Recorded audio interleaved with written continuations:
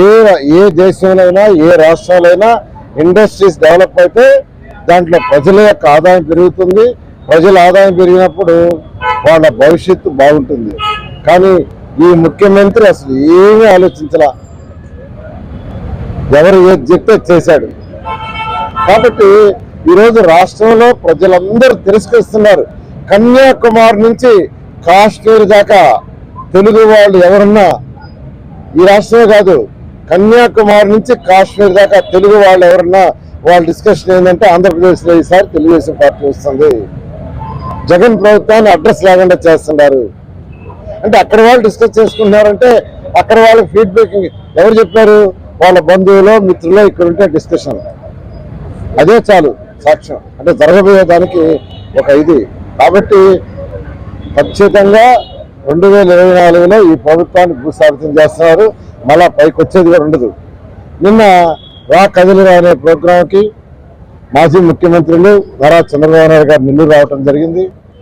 ప్రజలు అనూహ్యమైన స్పందన, మొత్తం కంప్లీట్గా గ్రౌండ్ అంతా నిండిపోయి మళ్ళా 2 కిలోమీటర్ల మేర ట్రాఫిక్ జామ్ అయింది. మా యొక్క పార్టీ అధినేత ఎంటర్ అయిన తర్వాత ఆ ఇంజనీరింగ్ కాలేజీ నుంచి యాక్చువల్గా డ్యాన్స్ దగ్గర రావడానికి 1 అవర్ టైం పెట్టింది.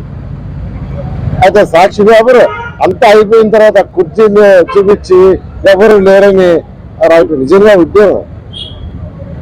ఆ సాక్షి పేపర్, సాక్షి టీవీ ఛానల్ నిజంగా ఉద్యోగం. ఎందుకంటే నిన్న టోటల్ మొత్తం కంప్లీట్ గా ఫుల్ బ్యాక్ సైడ్ మొత్తం ఆ రోడ్డు బ్లాక్. కాబట్టి ఒకటే నేను చెప్పేది, ప్రజల స్పందన అనూహ్యంగా ఉంది. దానికి నిన్న నిదర్శనం ఒకటే. అంతేకాకుండా ఎక్కడికి పోయినా ప్రజలు ఒకటే, ఈసారి గెలిస్తే మీరే తెలుగుదేశం ప్రభుత్వం వస్తుంది చెప్తున్నారు. ఖచ్చితంగా తెలుగుదేశం ప్రభుత్వం వస్తుంది. ప్రజలకు సుపరిపాలన ఇవ్వటం జరుగుతుంది. సుపరిపాలన గతంలో కూడా కొంతమంది రాజులు సుపరిపాలన చేశారు, కొందరు సరిగా చేయనట్టు పోయారు. సుపరిపాలన అంటే పేదలు నిరుపేదలకి సంక్షేమాలు ఇస్తూ, అదేవిధంగా మన యొక్క పిల్లల భవిష్యత్తుని దృష్టిలో పెట్టుకొని ఆ రాష్ట్రంలో ఇండస్ట్రీస్ కానీ వ్యాపారాలను డెవలప్ చేయాలా. అవి చేసినప్పుడే పిల్లలకు భవిష్యత్తు ఉంటుంది. వ్యాపారాలు వృద్ధి అయినప్పుడే వాళ్ళు జిఎస్టీ కడతారు. వాళ్ళకి మంచి ఆదాయాలు రావాలా, కోరుకోవాలా. వాళ్ళకి మంచి ఆదాయాలు కోరుకోవాలా. కానీ వీళ్ళది కోరుకోవటంలా, మాకు ఇసుకల ఆదాయం ఇస్తే చాలు, లేదా లిక్కర్లు డబ్బులు మిగిలితే చాలు, ఇవి చూసుకుంటున్నారు. కానీ ఈ రాష్ట్రంలో వ్యాపారస్తులు బాగా చేయాలి, ఇతర రాష్ట్రాల నుంచి ఇక్కడ వచ్చే వ్యాపారాలు చేయాలి. వాళ్ళు వ్యాపారాలు చేస్తే జిఎస్టీ వస్తుంది, ఇన్కమ్ ట్యాక్స్ వస్తుంది. వాటి ద్వారా ప్రజలకు సంక్షేమం చేయొచ్చు, అభివృద్ధి చేయొచ్చు. అటువంటి నాలెడ్జ్ ఈ ముఖ్యమంత్రికి లేదు. అందుకే ఈ రాష్ట్రం నాశనం అయిపోయింది.